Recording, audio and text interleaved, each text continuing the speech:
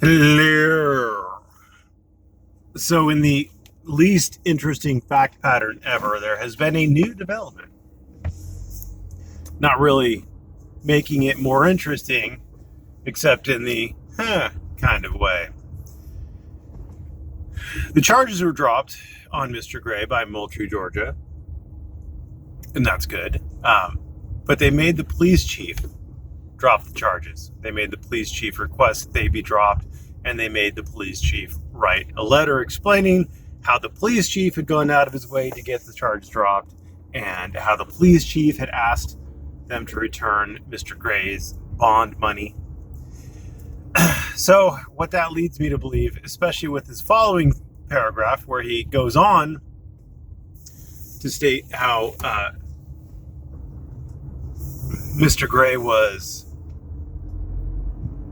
there just to cause confrontation with the police, and Mr. Gray was either doing that or he was trying to create an offensive environment, and Mr. Gray could not articulate any specific issue that he had with their local city government.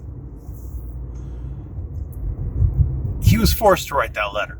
He didn't want to. He doesn't believe that kind of activity should be allowed. And that's too bad. What I'm assuming happened is that they threw it in front of an attorney, one of the city prosecutors, city attorney, somebody, and that attorney was like, whoa, you done went screw the pooch on this. You need to fix it, and you need to fix it in a way that's going to make Mr. Gray less likely to bring suit and to minimize Mr. Gray's damages if he does bring suit. So I'm assuming that's why that letter was written. But there is no requirement that you have the ability to articulate your political views. There's no requirement that your political views be legitimate or rational or anything. You could just say fuck City Hall because for any reason or no reason you don't like City Hall. There is no requirement that you have to articulate any specific issue to the police. They really shouldn't be out there asking you about your political views anyway. I mean, these aren't political police. Either it's a crime to say those words or it isn't.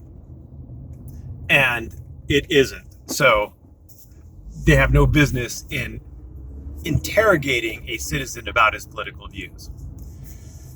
So that was the wrinkle in the least interesting fact pattern ever. It remains the least interesting fact pattern ever. And we'll wait to see if Mr. Gray brings suit. Thanks for watching. Have a great day.